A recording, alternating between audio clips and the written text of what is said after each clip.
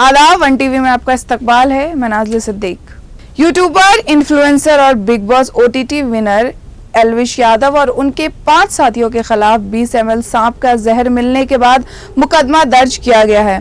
उनके कब्जे से 9 जहरीले सांप बरामद हुए हैं। वो रेव पार्टीज के दौरान इस्तेमाल करते थे। नोएडा पुलिस के FIR के मुताबिक उनके कब्जे से 5 कोबरा, 1 अजगर, 2 सिरों वाला सांप और 1 रैट स्नेक बरामद किया गया है। सांप के जहर के साथ वाले रेव पार्टीज के खिलाफ शिकायत बीजेपी MP मेनका गांधी की NGO ने दर्ज कराई है। ये सारे के सारे सांप इंडेंजर्ड स्पीशीज हैं, पाइथन्स हैं, कोबरास हैं और इनको लेने के लिए, इस्तेमाल करने के लिए 7 साल की सज़ा है। संगीन जुर्म माना जाता है। शेड्यूल 1 एनिमल है। फिर उसके बाद पता चला कि ये बेचता है इनका वेनम। तो ये ट्रैप के लिए हमने उन्हीं को ही फ़ोन करके कहा कि हम पार्टी कर रहे हैं, आप अपने लोगों को भेजिए।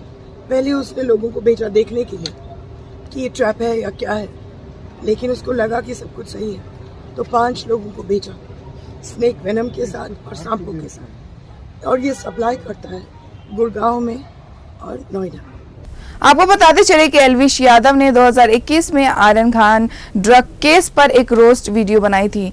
2 साल के बाद एल्विश यादव का नाम FIR में शामिल हो गया है, जिसमें इल्जाम लगाया गया है कि वो गैर कानूनी तौर पर रेव पार्टीज करते हैं, जहां सांप का जहर और दूसरे किस्म की ड्रग्स ली जाती हैं। मनोहर लाल खट्टर और स्मृति ईरानी से मुलाकात करने वाले बीजेपी के हमाई एल्विश गैर कानूनी पार्टीज करवाते हुए पाए गए हैं। उन्होंने रेव पार्टीज ऑर्गेनाइज की जिनमें गैर मुल्की लड़कियां बुलाई जाती हैं, जिन्हें सांप का जहर और नशीली चीजें कंज्यूम कराई जाती है।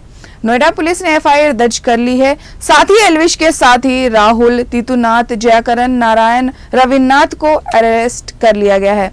एल्विश पे एक बड़ी मुसीबत आ पड़ी है। अब देखते हैं उनके पसंदीदा मिनिस्टर्स एल्विश को कैसे बचाते हैं, या बचाते भी है या नहीं बचाते हैं।